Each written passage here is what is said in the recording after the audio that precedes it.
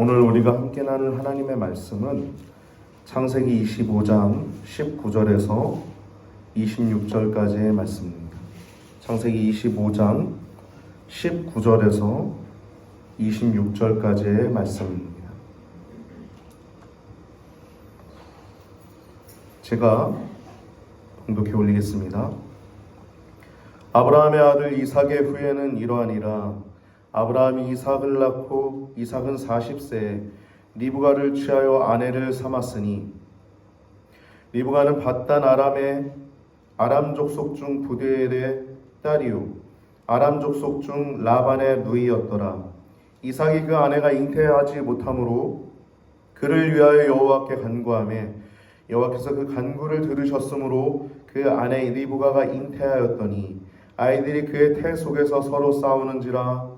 그가 가로되 이 같으면 내가 어찌할꼬 하고 가서 여호와께 묻자온대 여호와께서 그에게 이르시되 두 국민이 내 태중에 있구나. 두 민족이 내 복중에서부터 나누이리라. 이 족속이 저 족속보다 강하겠고 큰 자는 어린 자를 섬기리라 하셨더라. 그 해산 기한이 찬즉 태 쌍둥이가 있었는데 먼저 나온 자는 붉고 전신이 가돛 같아서 이름을 에서라 하였고 후에 나온 아우는 손으로 에서의 발꿈치를 잡았으므로 그 이름을 야곱이라 하였으며 리브가가 그들을 낳을 때 이삭이 60세이었더라. 아멘. 오늘 본문을 통해서 나눌 제목은 여호와의 구속사, 하나님의 선택과 유기라고 하는 제목을 가지고 말씀을 나눌 때 여러분 큰 은혜가 있기를 바랍니다. 우리가 처음에는 몇 가지 주제로 말씀을 나누고 있는데요. 처음에는 하나님의 나라라고 하는 큰 타이틀을 가지고 말씀을 쭉 나눴고 그 다음에는 천국과 지옥이란 주제를 가지고 말씀을 나누다가 창세기로 와서 보다 보니까 이제 여호와 하나님의 구속사라고 하는 것에 대해서 나눠야 되겠다라는 마음이 들어서 여호와의 구속사라고 하는 제목을 가지고 오늘 계속 나누고 있는데요. 오늘은 이제 에서와 야곱 얘기입니다. 에서와 야곱, 특별히 하나님이 선택하시고 또 하나는 하나님이 유기하시는 내용인데요. 먼저 여호와의 구속사라고 하는 단어는 여호와는 언약을 세우시고 언약을 이루어 가신 하나님이라고 하는 단어가 하나님의 이름 가운데서도 여호와라고 하는 단어 속에 언약, 결혼이죠. 언약을 세우시고 언약을 이루어 가신 하나님이라고 하는 제목이 여호와라고 하는 단어 속에 들어가 있고 구속사는 구원의 역사입니다. 이 창세기는 하나님의 구속사를 기록하고 있는데 창세기는 물론 성경 전체가 하나님의 구속사를 기록하고 있지만 이 창세기는 특별히 하나님이 한 사람을 선택하시고 그 사람의 혈통을 통해서 이어가신 내용들이 나오지 않습니까? 그 한 사람이 누굽니까? 아브라함이죠. 아브라함. 그래서 창세기 1장부터 11장까지는 창조부터 즉 아담부터 아브라함까지의 내용이 아담, 그의 아들 가인이 아니라 그의 세 번째 아들 셋을 통한 경건한 자손의 혈통이 이어가고 그 가운데서 노아가 그 혈통을 이어가고 노아의 자손 가운데서도 셈이라고 하는 그 사람을 통해서 혈통이 이어가는데 그 사람의 자손 가운데 아브라함이라고 하는 사람이 선택되는 내용이 여호와의 구속사 가운데 1장부터 11장까지 원역사 이야기고 12장부터 50장까지는 아브라함 그리고 그의 아들 이삭 그리고 그의 아들 가운데서도 오늘 본문에 야곱 그리고 요셉 이야기 4명의 족장들의 이야기가 12장부터 50장까지 나오고 있죠. 우리가 지난번에 나눴던 이삭은 아주 짧게 1.5장 정도, 오늘 본문부터 시작해서 26장까지 이삭에 관한 이야기고요. 그리고 야곱 얘기는 27장부터 36장 10장에 걸쳐 나오고 그리고 37장부터 50장까지 14장에 걸쳐서 나오는 게 요셉 얘기입니다. 요셉이 가장 길어요. 여러분 한번 생각해 보세요. 야곱이나 이삭이나 아브라함이나 요셉이나 보면은 그의 생애들이 일반 사람들과 다를 바 없죠. 뭐가 다릅니까? 그들의 삶 가운데 하나님이라고 하는 존재가 있다는 것이 다른 겁니다. 할렐루야. 오늘 본문에도요, 에서라고 하는 사람이 나오고 야곱이라고 하는 사람이 나오는데 다른 건 한 가지입니다. 뭐냐면 하나님의 유무예요. 한 사람의 삶에는 하나님이 없고요, 한 사람의 삶은 정말 파란만장하지 않습니까? 야곱의 인생을 쭉 이제 다음 주부터 둘러보겠지만 얼마나 파란만장합니까? 야곱이 나중에 요셉의 그 왕인 애굽의 바로왕 앞에 섰을 때 이렇게 얘기하죠. 내가 험난한 세월을 살았나이다 라고 고백하지 않습니까?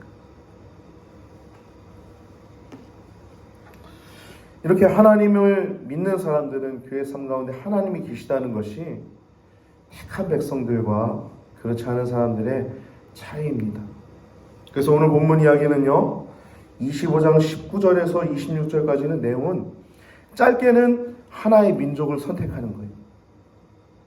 선민 이스라엘의 형성 과정 가운데 하나님이 어떻게 개입하시는가 나오는 내용이 오늘 본문에 등장하는 거고요. 이게 짧게 볼 때 그런 부분이고, 넓게 봤을 때는 태초부터 종말까지 여호와 하나님의 그 절대 주권, 하나님이 구원하시는 것이 주권이라고 하는 거거든요.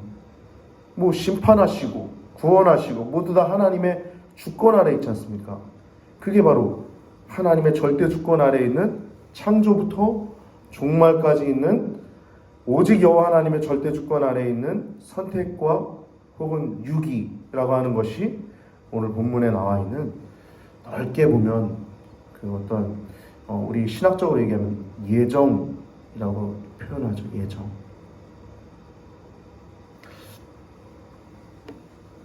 야곱은 선택되고요, 즉 사랑받는 자가 되고요, 에서는 제외가 됩니다.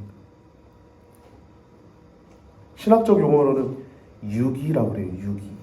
유기는 여러분 유기견 있지 않습니까? 버림받은 강아지를 유기견이라고 하죠. 그리고 생각할 때, 이거는 우리가 생각할 때 굉장히 이해가 안 될 수 있어요. 말을 마치 초신자나 아직 장성치 못한 신앙인 사람들은 이 정도는 이해가 불가할 수 있습니다. 그러나 여러분 생각해 보세요. 초등학생이 전 세계를 통치하는 미국이나 러시아, 이 중국의 대통령들이 통치권을 이해할 수 있습니까? 그의 통치권을? 초등학생은 절대 이해 못해요. 마찬가지로 사람과 사람 사이의 간격에도 간격이 있는데, 인간과 하나님 사이의 간격을 어떻게 우리가 표현할 수 있겠어요? 하나님이 선택하시고 어떤 자는 하나님이 선택하지 않으시고, 이건 우리가 표현할 수 없죠. 그래서 이거를 하나님의 비밀이라고 하는 거예요. 우리의 신앙생활도 마찬가지입니다. 어린아이나 혹은 저같이 젊은 목회자나 중견의 목회자나 연로한 목회자나 누구든 간에 한 치 앞도 볼 수 없는 거예요. 어느 정도까지는 우리가 바라볼 수, 예상할 수 있지만 그 이상부터는 모르는 겁니다. 하루하루 열심히 살아가는 것이죠. 이게 우리 인간에게 속혀진 하나님을 경외하는 신앙의 비밀이에요. 모르죠. 우리는 그렇게 될지 아닐지 모르는 겁니다. 그게 바로 신앙생활입니다.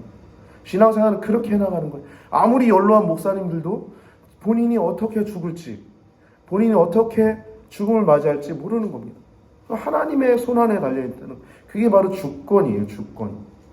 그래서 오늘 본문을 통해서 우리가 나눌 제목은 여호와의 구속사, 하나님의 선택과 또 유기라는 것인데요. 오늘 본문은 특별히 좀 다르죠. 지난번에 이삭을 선택할 때는 아브라함의 아내를 통해서 나는 자가 약속의 자녀라고 하지 않습니까? 기적의 자녀, 언약의 아들, 기적의 아들, 기적적, 그냥 이삭 자체가 언약의 증표였잖아요. 그 100세 된 아브라함이 낳은 아들, 90세 된 경수가 끊어진 사라가 낳은 아들. 사람들이 볼 때 저 노인네들이 낳은 아들이 이삭이야. 아니, 죄송합니다. 네, 저 나이 많으신 분들이 낳은 저 존재를만 봐도 하나님의 살아계심, 그 언약하심, 이런 것들이 그냥 그 존재만으로도 약속되어 있는 거 아닙니까? 즉 아브라함의 아내를 통해서 낳은 자녀가 이삭이었는데, 오늘 본문은요, 이삭의 아내인 리브가 안에서도 갈리는 거예요. 하나는 선택되고요, 하나는 버림받는 내용입니다.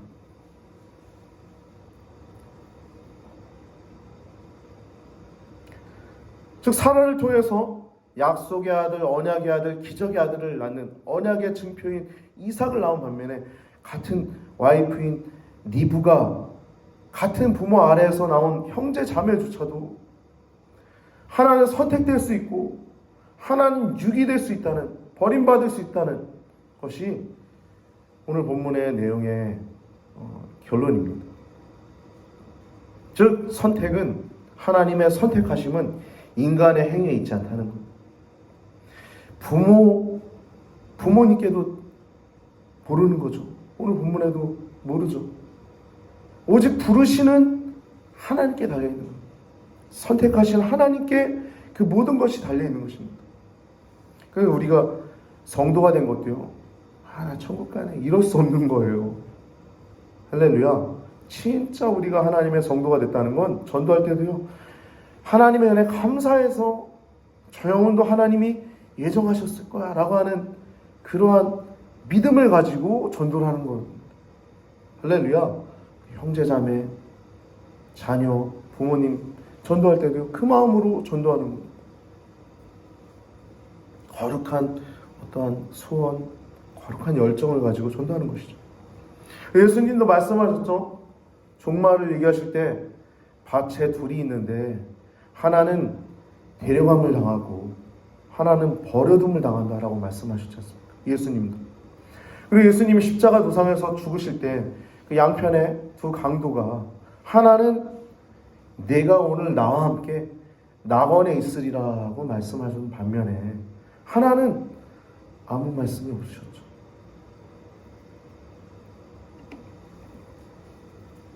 즉 하나님의 주권, 예정, 선택과 유기, 이런 것들을 이해하려면요, 성경 전체를 보면서 또 하나님과 교제하면서 그 안에서 우리가 이해가 되겠지만, 이것에 대해서 성경은 특별히 로마서 9장 6절에서 24절 말씀 보면 이삭을 선택하시고 야곱을 선택하시고 또 바로를 강팍하게 하시는 그런 내용들이 로마서 9장 6절에서 23절, 24절까지 나오고 있습니다. 토기장이 하나님이시는. 그래서 순서지에는 지금 로마서 9장 10절에서 13절까지 이 내용을 집어넣어놨습니다. 하나님의 선택과 유기가 로마서에서 사도 바울을 통해서 이야기가 나오고 있는데요, 오늘 본문의 내용에 대한 설명인 거죠. 사도 바울이 이렇게 얘기하고 있어요. 9장 10절에서 13절에서 그뿐 아니라 리브가가 우리 조상 이삭 한 사람으로 말미암아 임신하였는데 그 자식들이 아직 나지도 않았고 또 아직 선악간의 어떤 행위를 그걸 하지도 않은 그 뱃속에 있는 상태에서 택하심을 따라 되니 하나님의 뜻이 행위로 말미암지 않고 오직 부르시는 이로 말미암아 서게 하려 하사 리브가에게 이르시되 큰 자는 어린 자를 섬기리라 하셨나니 기록된 바 내가 야곱은 사랑하고 에서는 미워하였다라고 하심과 같으니라.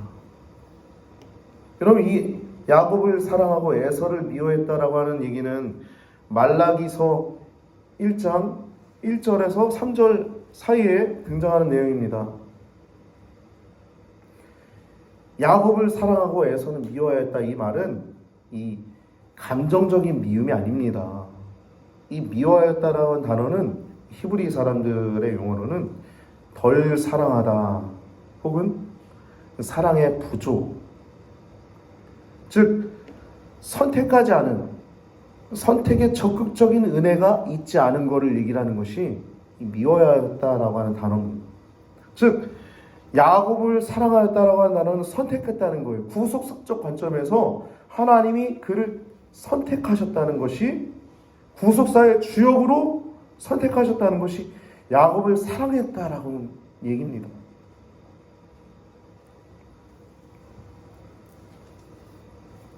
오늘 본문에 보면 19절에 이삭의 후예는 이러하니라 라고 얘기가 나오죠. 여기도 후예라고 하는 단어로 톨레도트라고 하는 단어가 등장하고 있죠. 이 성경의 창세기 이제 쭉 보면 계속 우리가 말씀을 나눴지만 세대의 후손은 이러하니라 그러면서 거기도 톨레도트가 나왔죠. 아담 자손의 계보, 셋을 통해서 이어져 오는 노아 그리고 아브라함, 이렇게 후예, 하나님의 구속사라고 하는 단어에 있어서 톨레도트는 중요하다고 했는데요. 이삭의 후예는 이러하니라 그러면서 후예라고 하는 단어가 19절에 나오고 20절은 그들의 결혼, 이삭과 리브가의 결혼. 이삭도 조금 늦게 결혼했죠. 40세에 리브가를 취해서 아내를 삼았으니 리브가는 바단 아람의 족속 부대엘의 딸이요 라반의 누이더라. 라반은 나중에 야곱이 이제 쫓겨가서 그 외삼촌 라반의 집에서 이제 고생하지 않습니까? 그 내용이 이제 미리 등장하는 겁니다. 야곱의 어머니 그리고 아버지의 결혼 내용이 20절에 등장하고 있고 21절은 잉태하는 내용입니다. 처음에 잉태하지 못해요. 근데 그 잉태조차도 하나님의 손 안에 있음을 이삭은 누구보다 더 잘 알죠. 하나님께 기도를 간절히 드려서 이 리브가가 잉태를 합니다.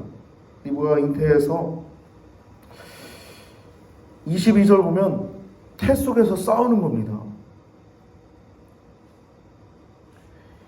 그 리브가의 마음속에는 당혹스럽죠. 기도해서 이제 애가 생겼는데 뱃속에서 그 싸우니까 이게 무슨 일인가, 배가 너무 아프니까 이게, 그래서 기도를 하니까 하나님께 기도하니까 리브가에게 하나님 말씀하십니다. 두 국민이 내 태중에 있다. 쌍둥이라는 거죠. 쌍둥이. 두 국민. 내 태중에 두 국민이 있노라. 그러면서 있구나. 두 민족이 내 복중에서부터 나누이리라. 그러면서 큰 자가 작은 자를 섬기리라. 그리고 큰 자가 작은 자가 큰 자보다 강하리라 라고 말씀하고 있죠. 하나님의 이 23절 이 말씀을 통해서 이 성경이, 그리고 지금까지 이 내용이 이루어지고 있어요. 하나님 한번 말씀하시면 그 말씀은 변개하거나 회전하는 그림자나 아무것도 없으십니다. 하나님 말씀하시면 하시는 분이십니다. 할렐루야. 2022년도 우리에게 새 날을 주신 것도 하나님이신데, 우리가 하나님 안에 있음을 기억하고 하나님 안에서 행복함을 누리시기 바랍니다. 근데 이들의 특징을 보면요, 이제 이 두 민족이 이스라엘과 에돔이라고 하는, 에서의 후손은 에돔이라고 하죠. 나중에 이스라엘 백성이 출애굽할 때 비켜주지 않죠. 그리로 지나가지 못하도록 한 그 에돔. 그뿐만이 아니라 이스라엘이 멸망당할 때도 같이 가서 약탈하고 같이 그곳에 들어가서, 그런 내용들이 성경에 등장하죠. 이 에돔의 패역함에 대해서. 그래서 에돔이 멸망당하는 내용이 성경에 여러 군데 등장하는데요. 이사야서에도 등장하고요. 특별히 오바댜서는 에돔의 멸망에 대해서 등장하고 있는 내용이 오바댜서입니다. 오바댜. 이 24절부터 26절까지는 이제 에서와 이 야곱의 탄생에 대해서 이야기가 나오고 있는데요. 에서의 특징은 가돛, 먼저 불다라고 얘기합니다. 이 불다라고 하는 얘기는 안 좋은 얘기 아닙니다. 좋은 얘기예요. 이 다윗이 등장할 때 그 얼굴이 붉고 할 때 이 단어가 나옵니다. 붉고 전신이 가돛 같았다. 이 가돛 같다라고 하는 단어는 털 외투를 얘기해요. 즉 그러니까 온몸에 털이 많았던 거예요. 털이. 그게 하였는지 우리처럼 까맸는지 잘 모르겠지만, 아니면 이렇게 황색인지 뭔지는 잘 모르겠지만, 여하튼 이 에서라고 하는 사람은 붉고 이 털 외투처럼 이 갓옷 같았다라고 얘기합니다. 전신이 갓옷 같았다. 이게 무슨 말이냐면요, 이 말씀을 통해서 이 에서의 특징을 알 수 있는데, 정력적이고요, 그리고 야성적인 기질을 가지고 있었음을 알 수 있어요. 그래서 이 사람은요, 결국엔 이 사냥꾼이 되죠. 광야에서 거칠고 호방한 삶을 삽니다. 이에 비해서 야곱은 이 발꿈치를 잡고 나옵니다. 이건 의학적으로 혹은 내용이 되게 신기하죠. 근데 성경은 그렇게 얘기하고 있어요. 실제 잡고 나온 거죠. 할렐루야. 그럼 성경은요, 있는 그대로 보면 됩니다. 성경을 더하거나 덜하거나 그럴 필요 없어요. 성경은 있는 그대로, 창세부터 종말까지 있는 그대로 그 시대의 그 특징을 살피면서 우리가 보면 되는 겁니다. 근데 이 발꿈치를 잡고 나왔대요. 그래서 그 이름을 야곱이라 합니다. 야곱의 뜻은 발꿈치를 잡다라고 하는 의미가 있어요. 그 뒤쫓다, 그리고 속이는 자, 이런 의미가 이 야곱이라고 하는 이름에 담겨 있습니다. 야곱은 태어날 때 그렇게 태어났지만요, 나중에 그가 하나님의 축복을 간절히 사모하고 하나님의 언약을 간절히 사모함으로 말미암아 나중에 어떻게 되죠? 야곱이 형을 피해서 외삼촌 라반의 집으로 도망갈 때 그 베델이라고 하는 곳에서 하나님의 사닥다리를 보게 되지 않습니까? 천사들이 오르락 내리락 하는 베델, 하나님을 만나게 되죠. 그뿐만 아니라 갔다가 외삼촌네에서 그렇게 고생하고 돌아올 때 야복 강가에서 하나님과 씨름하는데, 얼마나 이 사람이 하나님을 향해서 끈질기고 나를 축복해 주시지 않으면 갈 수 없습니다. 그러니까 이 환도뼈를 쳐가지고 절지 않습니까? 이스라엘 백성들은 그 환도뼈를 먹지 않는다고 하죠. 짐승이.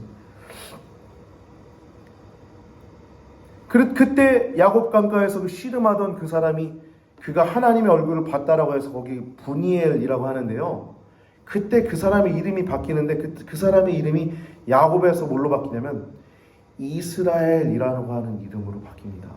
여러분, 이스라엘이라는 이름은요, 놀랍게도 하나님과 교두어 이긴 자라고 하는 의미를 갖고 있어요.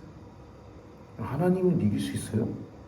경망스럽죠. 이거 무슨 의미냐면요, 그만큼 하나님을 붙쫓으며 살았다는 겁니다. 우리 신앙인들이 그래요. 신앙인들과 비신앙인들 참 똑같습니다. 다를 거 없어요. 어떤 사람은 잘 되기도 하고요, 어떤 사람은 안 되기도 하고. 그건 열심히 살면 잘 되는 겁니다.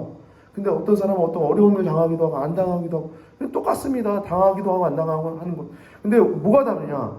그 삶 속에 하나님을 붙들고 하나님과 교제하며 하나님과 씨름하며 살아가고 있는 것이 다른 겁니다. 할렐루야. 이게 바로 이스라엘이라고 하는 이름에 담겨 있는 거예요. 하나님이 지시는 분입니까? 그냥 코끼만 불어도 그냥 죽는 거 아니에요? 우리도 길 걷다가 혹은 다리 하나 삐끗해도 아파가지고 어쩔 줄 모르는 피조물의 하나인데 어딜 하나님을 이겨요? 이 의미는요, 그렇게 하나님의 축복이 담겨있는 단어 이스라엘, 이렇게 이름이 바뀝니다. 근데 여러분, 이 에서와 야곱의 특징도 보면 이 에서는 장자의 명분, 권리를, 이 언약에는 관심이 없어요. 하나님 말씀하신 그대로 됩니다. 이 장자권은요, 인간적으로 봤을 때 아버지의 권위를 이어받을 수 있고, 혹은 가문의 대표자가 될 수 있고, 혹은 그뿐만 아니라 유산에는 2배를 받을 수 있는 거예요. 인간적으로 봤을 땐 그러한 것들이 있는데 야곱은 그걸 본 게 아닙니다. 야곱은요, 아버지의 권위나 가문의 대표나 혹은 유산의 2배, 그런 어떤 인간적인 육적인 것들을 본 게 아닙니다. 뭐냐면 하나님의 축복을 본 거예요. 아브라함과 함께 하셨던 하나님, 이삭과 함께 하신 그 하나님, 그 언약의 계승자, 그 하나님을 본 거예요. 할렐루야. 이래서 하나님이 야곱을 선택하신 거예요. 히브리서 12장 16절 말씀 보면요, 우리 같이 한 목소리 읽어볼까요? 망령된 자 에서라고 제가 썼는데요, 두 번째 같이 읽습니다. 음행하는 자와 혹 한 그릇 음식을 위하여 장자의 명분을 판 에서와 같이 망령된 자가 없도록 살피라. 아멘. 이 에서가 장자권을 한 그릇 음식을 가지고 팔았잖아요. 여러분, 그건 사실 효력은 없는 거예요. 근데 그의 마음의 상태가 뭐와 같냐면 음행한 자와 비교하고 있잖아요. 음행한 건 뭡니까? 음란한 거예요. 세상과 짝하는 것입니다. 한 그릇 음식을 위해서 장자권을 매매한 겁니다. 근데 사실상 여러분 생각해보면요, 장자권 한 그릇, 음식 한 그릇으로 장자권을 판다는 것, 그게 자체가 여러분 웃기지 않습니까? 그렇죠? 사실상 실효성은 없는 거예요. 이삭도 에서를 축복하려고 했지 않습니까? 사실상 그것 자체는 중요한 내용은 아니에요. 근데 그것이 왜 성경에 기록되어 있냐면, 에서가 그렇게 하나님의 그 장자권, 하나님의 축복을 경홀히 여겼다는 것입니다. 그래서 오늘 본문 마지막 창세기 25장 34절 말씀 보면, 야곱이 떡과 팥죽을 에서에게 주매 에서가 먹으며 마시고 일어나서 갔으니, 굉장히 역동적이죠. 에서가 먹고 마시고 일어나서 별 생각이 없는 거예요. 내가 뭘 했는지. 그냥 음식 먹고 마시고 일어나서 갔다. 굉장히 역동적이죠. 그러면서 뭐라 그래요? 성경은 에서가 장자의 명분을 경홀히 여김이니라 얘기하고 있습니다. 하나님께서 야곱은 선택하시고 에서는 제외하신 것은요, 첫 번째는 하나님의 의지예요. 하나님의 주권. 두 번째 원인은 인간 의지의 협력입니다. 즉, 예정하신 그 하나님은 인간의 의지가 어떻게 될지 다 아시는 분이시죠. 결국엔 에서는 어떻게 됩니까? 에서의 족속, 에돔의 족속. 에돔 족속은요, 나중에 굉장히 커집니다. 이 족속도요, 이 페트라라고 하는 굉장히 바위, 요즘도 성지 가면요, 그 페트라 거긴요, 굉장히 절벽이 아주 높아가지고요, 그 사이로 이렇게 지나가는 길도 아주 아름답습니다. 절경이. 저도 가보진 못했는데요, 이 사진을 보면 너무 아름다워요. 그 바위와 바위 틈에 살면서 굉장히 전략적 요충지에 살면서 도둑질도 하고 지나간 사람들 찬탈도 하고 그렇게 살았던 민족이 에돔 족속이에요.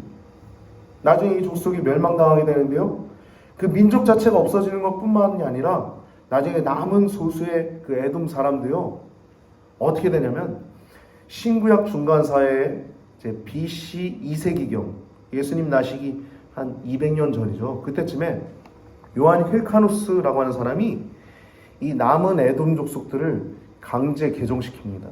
유대인으로. 좀 완전히 에돔 족속은 없는 거예요, 지금. 순서제 오바댜서 1장 1절에서 4절까지 말씀 보면 이제 에돔, 에서 족속의 교만함과 또 하나님께서 직접 이들을 끌어내리는 내용들이 나오죠. 오늘 우리가 하나님의 선택과 유기라고 하는 제목을 가지고 에서와 야곱의 이야기를 나눴는데요. 여러분, 우리가 이 자리에 있는 것, 우리가 성민,